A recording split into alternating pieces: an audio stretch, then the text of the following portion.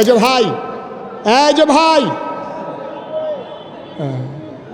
লড়ে, উনি বাসা তো এইরকম করে, এইরকম অর্ধেক রাত ঘুমায়, সেইরকম অর্ধেক রাত ঘুমায়, মাহফিলও হেন দিয়া কতক্ষণ হেন দিয়া কতক্ষণ লাইরা লাইরা ঘুমায়, সিফা দিয়া বইয়া থাক লড়ে। আমি জিজ্ঞেস করলাম এই মসজিদ বিনির্মাণে কত লাগবে?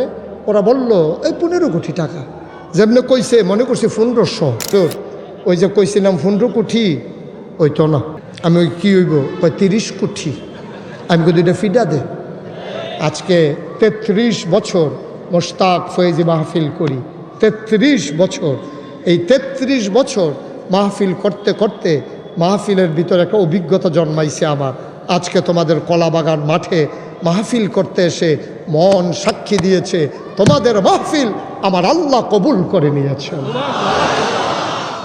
একটা লুকো আমরা উঠব না। যারা দাঁড়িয়ে আছেন যদি মনে করেন বসার মতো ব্যবস্থা আছে বসে যাবেন, নাহলে তা দাঁড়িয়ে থাকবেন। আমরা যাব না, বাবার জন্য মায়ের জন্য দোয়া করব। আমি বুঝি বাপ কি জিনিস, আমি বুঝি মা কি জিনিস। ভিডিও ম্যান আপনি ক্যামেরাটা এদিক দিয়ে ফিক্সড করে বসে পড়ুন। এটা বিয়া না, খেলা না, গান না, এটা ঘুরে ঘুরেই দেখানোর কিচ্ছু নেই। ফিক্সড করে দিয়ে বইয়ে থাকেন সিফা দিয়ে। মার হাবা বলেন, জোরে বলেন মার হাবা। যেই কথাটুকুন বলছিলাম, আমারও আব্বা নাই, আমার আম্মা আছেন। আমি বুঝি বাবা কি জিনিস। আমি যখন কোথাও মাহফিলে যাই, যাওয়ার পরে ছেলেরা যখন আসে হুজুর একটু দোয়া করেন, আমার আব্বা নাই, আমার মনে পড়ে আমারও তো আব্বা নাই। আমি যখন নাগাইশ গ্রামে ঢুকি, নিকশ কালো অন্ধকার, একাকী, সব ঘুমিয়ে আছে, পাখিগুলো আপন নিরে ঘুমিয়ে আছে, গরুগুলো গোয়াল ঘরে, শিশুরা মায়ের বুকে মুখ রেখে ঘুমায়, বাওয়ারিশ কুকুরগুলোও কোথায় যেন নিরাপদ আশ্রয়ে ঘুমিয়ে পড়েছে, প্রিয়তম স্বামী প্রিয়তম স্ত্রীকে নিয়ে ঘুমায়। আমি আকাশের দিকে তাকিয়ে বলি, মাওলা তুমি তো ঘুমাও না, আর আমি এখনও ঘুমাইনি। আমি আস্তে আস্তে করে আলতো পায়ে বাবার কবরের কিনারে যাই, বাবার মাথার কাছে বসে বাবার সাথে আমি কথা বলি যে বাবা, ও ঠিক আছে, ওকে ফাইন। তা আমি তখন বাবার কবরের কিনারে বসে গুনগুন করে কথা বলি, বাবা বাবা, ও বাবা তুমি কি চিনছো আমারে? আমি মুশতাক ফয়েজি। 11 বছর বয়সের রেখে আপনি ইন্তেকাল করেছিলেন। আজকে আপনার মুশতাক ফয়েজি অনেক বড় হয়ে গেছে। কত মানুষ সালাম দিয়ে রাস্তার কিনারে দাঁড়িয়ে যায়, আপনার এই মুশতাক ফয়েজি এখন অনেকেই চিনে। বাবা বাবা আপনি যে কবরে ঘুমাইছেন, আপনার কবরে কি ওই 3 টুকরা কাপড় না আল্লাহ জান্নাতি বিছানা দিয়েছেন? আমি বাবার কাছে জানতে চাই, বাবা আপনি কবরে কি খান? আল্লাহ আপনাকে কি খাওয়ান? শীতের ভিতরে কি কম্বল দেয়, নাকি এইভাবেই মাটির কবরে আপনি শুয়ে আছেন? আমি আমার আব্বার সাথে কত কথা বলি, আমার আব্বা একটা কথারও জবাব দেয় না।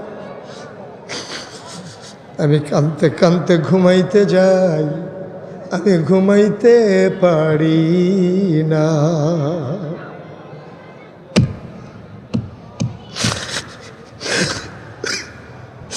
এই প্যান্ডেলটার ভিতরে তোমরা যারা আছো, আমি জানি না কার আব্বা নাই, আমি জানি না কার আম্মা নাই, সবাই মিলে মায়ের জন্য বাবার জন্য দোয়া করব। সবাই মিলে বাবার জন্য 2 ফোঁটা চোখের পানি ছেড়ে দেব। ঘরে গিয়া দেখি সব আছে, আমার বাবা নাই। আজকে আমি ঢাকাতে মাহফিলে আসব। সন্ধ্যার আগে আমার মা ফোন করেছেন, বাবা কই যাও? শুনলাম ঢাকাতে মাহফিল। আমি বললাম জি আম্মা আমি আসতেছি।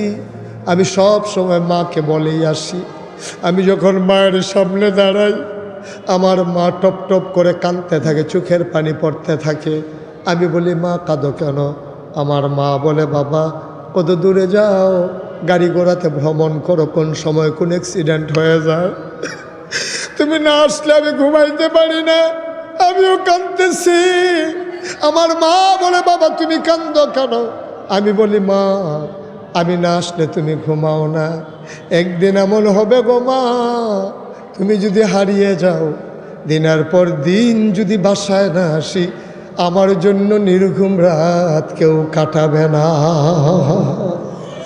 এমন আব্বা যারা কবরে শোয়াইছ, এমন আম্মা যারা কবরে শোয়াইছ, সবাই মিলে দোয়া করব। দোয়ার আগে একজন মানুষ সালাম দিয়েছেন, আসসালামু আলাইকুম ওয়া রাহমাতুল্লাহ।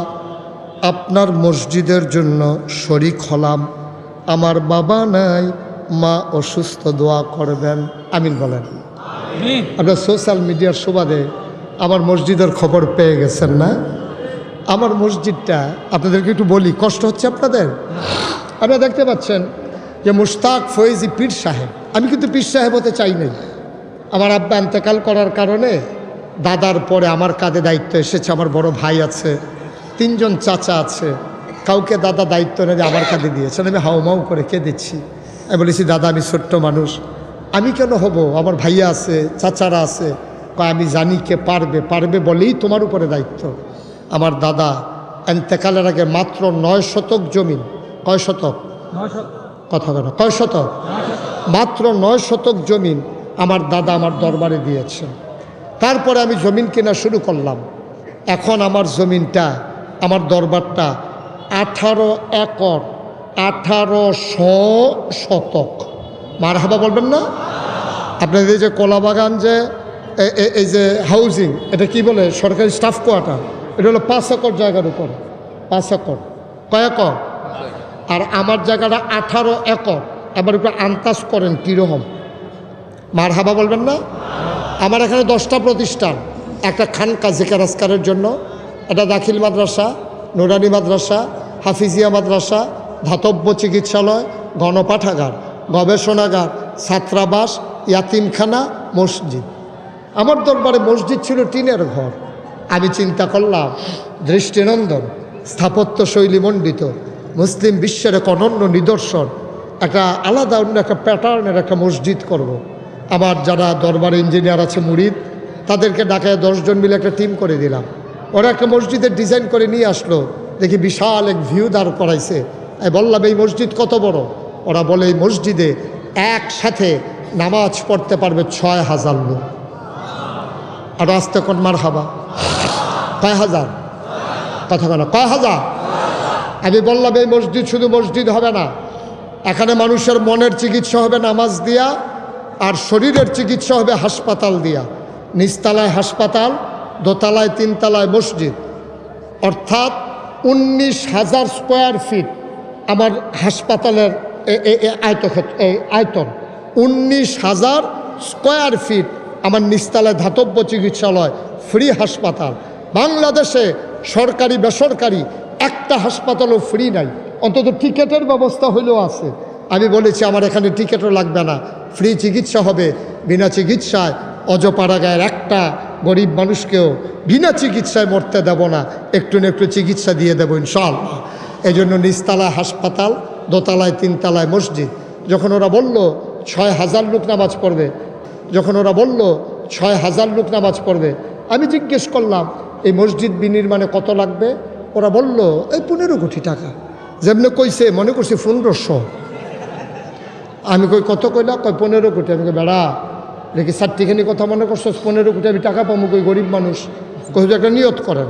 তখন একটা নিয়ত করলাম, আমি মুশতাক ফয়েজি 1 বছর মাহফিল করে যত টাকা হাদিয়া পাই, পুরো 1 বছরের মাহফিলের হাদিয়া আমার মসজিদ আমি দান করে দেবো ইনশাআল্লাহ। আমি 25 লক্ষ টাকা 1 বছরে একসাথে করতে পারছি। মসজিদে দিয়া আবার মসজিদের কাজ শুরু করেছি। 1 জুন, এই গত 1 জুন আমার 1 তলার ছাদ হয়েছে। ইঞ্জিনিয়ার আমার ডাকাই নিয়ে কয়, হুজুর ওই যে কইছিলাম 15 কোটি, ওই তো না। আমি ওই কী হইব? কয় 30 কোটি। আমি কই, 2টা ফিডা দে। মসজিদ করতাম, কইলাম কে রে, ওখানে বাসা চাই না, কতক্ষণ ফিট। কয়, হুজুর সুন্দর করে হইব তো, টেনশন করে না, আল্লাহ মিলাই দেবে। আজকে আসার আগে আমি একটু হিসাব নিয়ে বসছিলাম, দেখলাম 4 কোটি 33 লক্ষ টাকা আমি আজকে পর্যন্ত মসজিদের জন্য খরচ করেছি। 15 কোটি টাকার মতো আমার কাছে আছে। 20 আর 15 লক্ষ টাকার মতো আমার হাতে আছে, আর 20 লক্ষ টাকার মাল আমার এখানে আছে। আগামী রমজানের আগেই আমরা দোতলার ছাদ দেবো ইনশাআল্লাহ। এই মসজিদ আমি যখন মাহফিল থেকে যাই, আমার সন্তানের কথা তো মনে পড়ে না, মসজিদের কথা যত মনে পড়ে। আমি মাহফিলে গিয়া আমার ড্রাইভার, আমার পিএস, আমার মিডিয়া এক্সিকিউটিভ, ওদেরকে বলি তোমরা রুমে চলে যাও, আমি আসতেছি। আমি মসজিদের ছাদে উঠি, আকাশের দিকে তাকাই, আল্লাহর সাথে কথা কই, মাওলা ও রাব্বে কারীম, শুরু যে করে দিলাম, যদি মরে যাই অন্তত এতটুকুন হায়াত দাও যেন মসজিদটা শেষ করে আমার ইন্তেকাল হয়। আমিন বলবেন না? আমার এই মসজিদে ভিক্ষা করা মহিলা থেকে শুরু করে, রিক্সাওয়ালা থেকে শুরু করে, কোটি কোটি টাকার মালিক, কত মানুষের টাকা ঢুকেছে এখানে।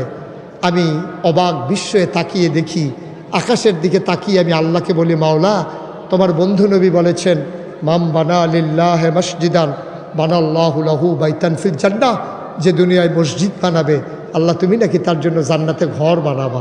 সুবহানাল্লাহ বলবেন না? আমি চাই আপনারা রাজধানীর মানুষ, সারা বাংলাদেশের মানুষ, আপনারা পরিশ্রম করা খেটে খাওয়া মানুষ, আপনাদের মাঝ থেকেও আপনারাও অন্তত যে মানুষটা আমি বলার আগে তার মায়ের নামে বাবার নামে দোয়া চেয়ে 1000 টাকা আমার মসজিদের জন্য দিল, আমি চাই এখানে যারা আছেন অন্তত 2টা টাকা দিয়ে হলেও আমার এই মসজিদ বিনির্মাণে আপনি গর্বিত সদস্য হবেন, যেন আপনি গর্ব ভরে বলতে পারেন নাগাইশের সেই 30 কোটি মসজিদের বাজেটে আমিও সেখানে শরীক আছি ইনশাআল্লাহ।